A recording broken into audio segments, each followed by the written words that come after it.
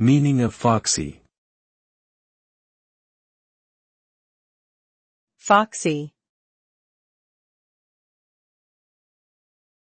Foxy. Foxy.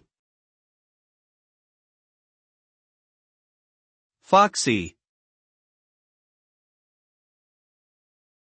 The word foxy is typically used to describe someone or something that is cunning, crafty, or sly.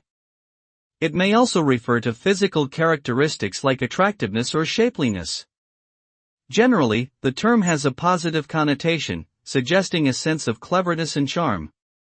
However, in some contexts, foxy can also have negative implications, suggesting deceitfulness or trickery. Overall, foxy conveys a sense of allure and intellect, often associated with foxes themselves, as these animals are known for their intelligence, agility, and quick thinking abilities.